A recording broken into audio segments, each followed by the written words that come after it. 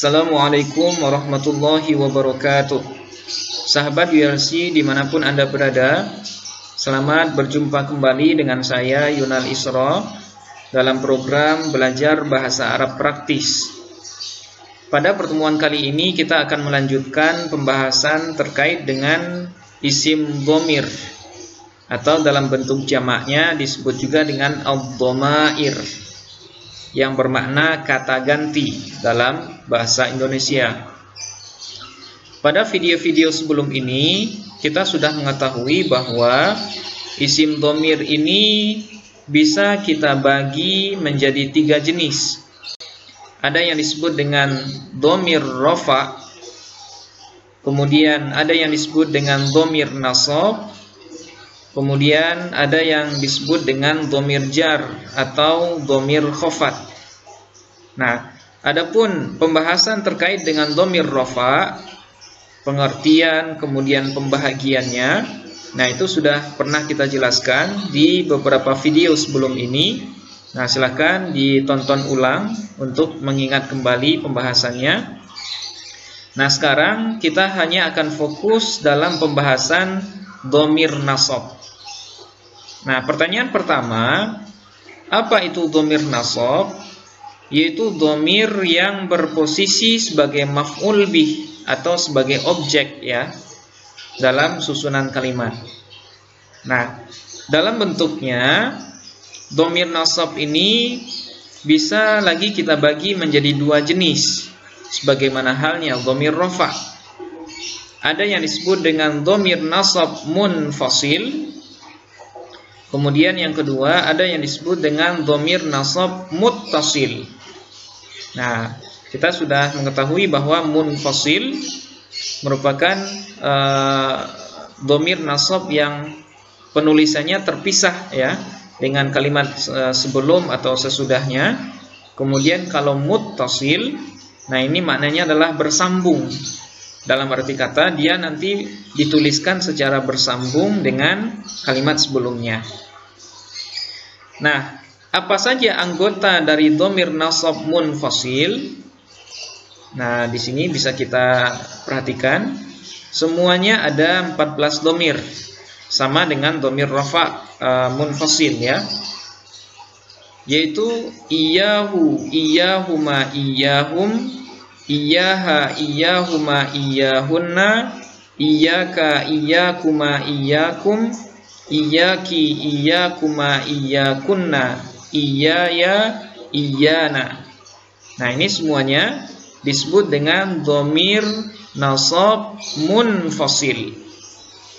Nah, karena dia terlihat dalam penulisan, dia juga bisa ditambahkan dengan nama bariz. Nah, jadi semuanya disebut dhamir nasab munfasil bariz. Kemudian secara makna pun semua dhamir ini sama maknanya dengan dhamir rafa ya. Nah, misalnya iyyahu. Nah, itu bermakna dia seorang laki-laki. Iyyahuma, dia 2 orang laki-laki. Kemudian iyyahum ya, mereka laki-laki. Nah, 3 dhamir ini disebut juga dengan dhamir ghaib atau dhamir untuk orang ketiga laki-laki. Kemudian iyyaha, dia seorang perempuan. Kemudian iyyahuma, dia 2 orang perempuan. Kemudian iyyahunna, mereka perempuan. Nah, 3 dhamir ini disebut juga dengan dhamir ghaibah atau kata ganti orang ketiga perempuan. Nah, kemudian iyyaka, kamu seorang laki-laki. Iyyakuma, kamu 2 orang laki-laki. Kemudian iyyakum, kalian laki-laki. Nah, 3 dhamir ini disebut juga dengan dhamir mukhatab atau orang kedua laki-laki. Kemudian iyyaki, kamu seorang perempuan. Iyyakuma, kamu 2 orang perempuan. Kemudian iyyakunna, kalian perempuan. Nah, 3 dhamir ini disebut juga dengan dhamir mukhatabah, yaitu orang kedua perempuan. Nah, kemudian iya ya, saya, baik laki-laki atau perempuan, disebut juga dengan dhamir mutakallim wahdah. Kemudian iyana, kami ya, baik laki-laki atau perempuan, disebut juga dengan dhamir mutakallim ma'al ghair, atau ada juga yang bermakna al-mu'azzim nafsah. Nah, jadi 14-nya secara makna sama persis dengan apa yang sudah pernah kita bahas dalam dhamir rafa. Nah, apa saja ciri khusus untuk dhamir nasab munfasil ini dalam penggunaan? Nah, kita lihat dhamir nasab munfasil biasanya berposisi sebagai maf'ul bih. Nah, sebagaimana yang sudah kita jelaskan, dan penulisannya terpisah dengan kalimat sebelum atau sesudahnya. Tapi dhamir ini bisa terletak di depan amilnya. Nah, ini keistimewaan dhamir nasab munfasil. Dia bisa terletak di depan fiil ataupun fa'il ya. Nah, kemudian dia juga boleh terletak sesudah lafaz illa yang bermakna kecuali. Nah, itu keistimewaan dari dhamir nasab munfasil. Nah, sebagai contoh misalnya, iyyaka na'budu. Iyyaka na'budu. Nah, iyyaka di sini merupakan maf'ul bih yang kebetulan ditaruh di depan. Dia tergolong sebagai dhamir nasab munfasil dan bariz. Ya. Nah, sementara na'budu di sini merupakan fiil yang mana fa'ilnya berbentuk dhamir mustatir, yaitu lafaz nahnu yang disembunyikan. Nah, bagaimana cara kita menganalisis iyyaka dalam PHTA seperti yang kita biasakan? Nah, iyyaka posisinya sebagai maf'ul bih. Kemudian hukumnya mabni. Nah, kenapa mabni? Karena dia tergolong sebagai isim mabni ya. Kemudian tanda mabninya sukun. Nah, di sini yang dhamir itu hanya lafaz iya saja. Nah, karena dia diakhiri oleh alif. Nah, alif ini dianggap sukun ya. Sehingga di sini tanda mabninya adalah sukun. Adapun huruf K di sini merupakan huruf khitab namanya, yaitu huruf yang menunjukkan orang kedua laki-laki. Nah, kemudian alasannya karena iyyaka ini adalah dhamir nasab munfasil bariz. Nah, D ini dhamir, N ini nasab, M ini munfasil, B bariz. Nah, kenapa dia disebut dhamir nasab? Ya, karena posisinya sebagai maf'ul bih yang kebetulan ditaruh di depan. Kemudian, kenapa dia disebut munfasil? Ya, karena penulisannya terpisah. Di sini dia ditulis secara terpisah dengan kalimat setelahnya, yaitu na'budu. Nah, itu makanya dia disebut dengan munfasil. Kemudian bariz. Nah, kenapa kok bariz? Karena dia terlihat. Oke. Nah, iyyaka. Kemudian wala na'budu illa iyyaka. Nah, di sini iyyaka merupakan dhamir nasab munfasil bariz ya. Nah, dia di sini boleh terletak sesudah illa yang bermakna kecuali.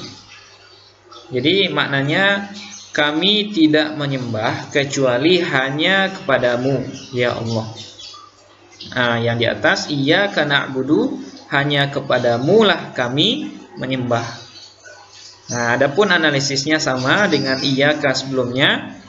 Iyyaka di sini posisinya sebagai maf'ul bih, hukumnya mabni, tanda mabninya sukun. ya. Alasannya karena dia dhamir nasab munfasil bariz. Oke. Nah, ini penjelasan tentang dhamir nasab munfasil. Nah, sekarang yang kedua ada yang disebut dengan dhamir nasab muttasil. Nah, yaitu dhamir yang berposisi sebagai maf'ul bi tapi penulisannya muttasil atau bersambung dengan kalimat sebelumnya. Nah, apa saja anggotanya? Nah, anggotanya semuanya ada 14 sama dengan dhamir nasab munfasil. Hanya saja bedanya adalah lafaz iyanya dibuang. Nah, di sini dhamir nasab muttasil itu adalah hu, huma, hum, ha, huma, hunna, ka, kuma, kum, ki, kuma, kunna, mi, na. Nah, jadi semuanya ini disebut dengan dhamir nasab muttasil bariz. Disebut nasab karena posisinya sebagai maf'ul bi, disebut muttasil karena penulisannya bersambung dengan kalimat sebelumnya, kemudian disebut bariz karena dia terlihat. Nah, maknanya sama persis dengan makna yang ada pada dhamir nasab munfasil. Nah, di sini ada keterangan dhamir nasab muttasil biasanya berposisi sebagai maf'ul bih, sama dengan dhamir nasab munfasil, dan penulisannya bersambung dengan kalimat sebelumnya. Nah, di sini letak perbedaannya ya. Kalau munfasil terpisah, kalau muttasil bersambung.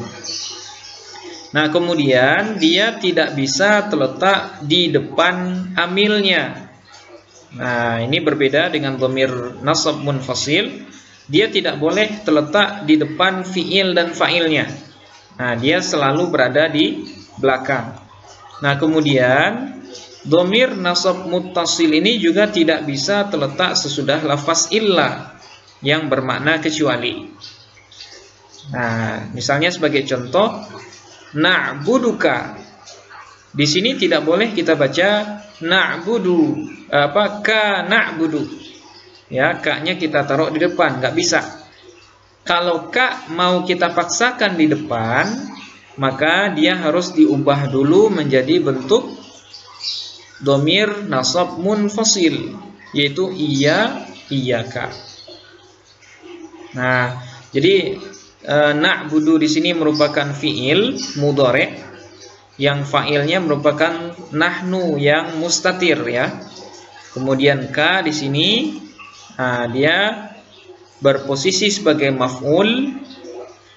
Kemudian hukumnya mabni, tanda mabninya fathah. Nah, di sini karena harkatnya fathah, berarti tanda mabninya fathah.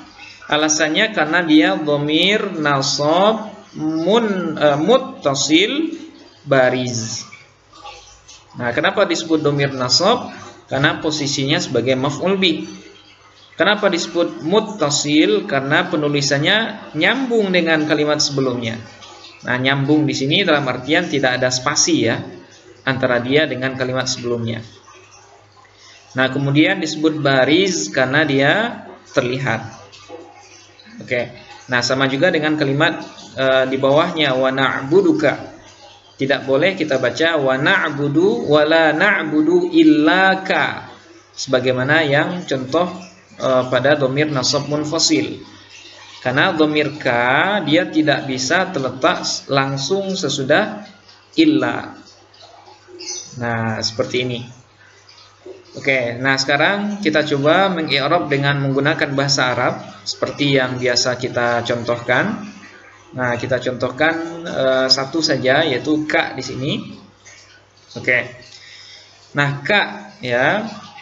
Ka dhamirun barizun muttasilun mabniyun alal fathi fi mahalli nasbin maf'ulun bihi. Nah, terjemahannya ka di sini merupakan dhamir bariz ya, dhamir yang terlihat, yang muttasilun yang bersambung dengan kalimat sebelumnya, yang mabniyun alal fathi, yang dibina di atas fathah pada mahal nasab, maf'ulun bihi, sebagai maf'ul bih. Nah, itu cara mengi'rab dengan bahasa Arab. Nah, silakan praktekkan ulang kepada contoh-contoh lain yang sejenis. Mudah-mudahan bisa dipahami dan dipraktekkan sendiri. Sampai di sini kita akhiri. Assalamualaikum warahmatullahi wabarakatuh.